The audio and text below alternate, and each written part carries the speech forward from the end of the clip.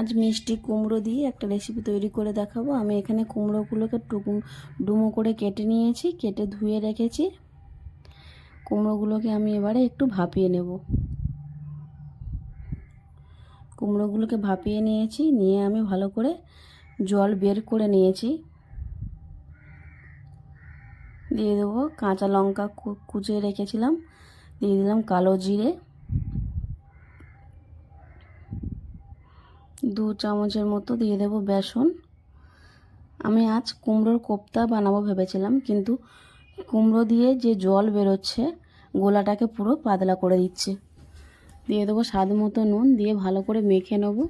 দেখুন কুমড়ো দিয়ে জল বেরিয়ে গোলাটা পুরো পাতলা হয়ে যাচ্ছে। কোপ্তার বলের আকারে বা বলের সাইজ করতে পারছি না, হচ্ছে না, পুরো গোলাটা দেখুন পাতলা হয়ে গেছে। তাই ভাবলাম কুমড়ো বড়া তৈরি করে আজ আপনাদের নতুন একটা রেসিপি করে দেখাবো।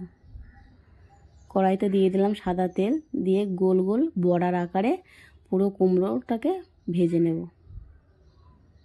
বড়া আকার করে আমি পুরো বড়াটা ভেজে নেব। গ্যাসটাকে একটু আস্তে রাখবেন, তা না হলে পুড়ে যাওয়ার সম্ভাবনা থাকতে পারে। ভেতরেরটা হবে না, ভেতরেরটা কাঁচা থেকে যাবে, তলারটা পুড়ে যাবে। এক পিঠ লাল হয়ে গেলে আমরা অন্য পিঠে উল্টে দেব। খেতে কিন্তু খারাপ লাগেনি, সত্যি বলছি। সুন্দর একটা রেসিপি, আপনারা এইভাবে বাড়িতে তৈরি করে খান, তবেই বুঝবেন যে রেসিপিটা সত্যিই কত ভালো ছিল। খুবই সুস্বাদু খেতে লেগেছে। আপনারা এইভাবে তৈরি করে খান আর কমেন্টে জানান কেমন লাগলো। খুবই ভালো খেতে লেগেছে। কোপ্তা না হলেও কুমড়োর বড়া দিয়ে এই রেসিপিটা আপনারা একবার অন্তত বাড়িতে তৈরি করে খান। খুবই ভালো লেগেছিল খেতে। বড়াগুলো ভাজা হয়ে গেছে, আমি এবার একটা পাত্রে তুলে নেব।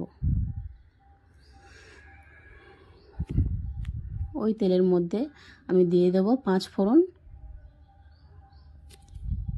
হলুদ, নুন, দিয়ে দেবো স্বাদের জন্য একটু চিনি, 3টে চেরা কাঁচা লঙ্কা, দিয়ে দেবো জল।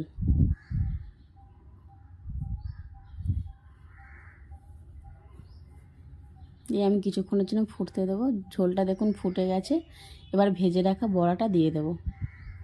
বড়াটা দিয়েও আমি কিছুক্ষণের জন্য ফুটিয়ে নেব।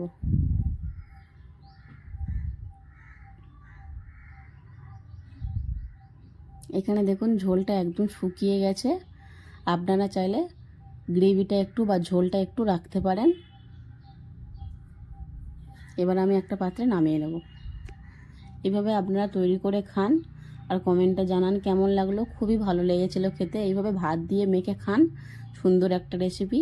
লাইক করুন, কমেন্ট করুন, শেয়ার করুন আর পাশে থাকুন। চ্যানেলটিকে সাবস্ক্রাইব করে নিন, পাশে থাকা বেল আইকনটি অন করুন আমার চ্যানেলে নতুন নতুন রান্নার ভিডিও পেতে। ভালো থাকুন, ভালো ভালো রান্না করুন, খান আর পাশে থাকুন।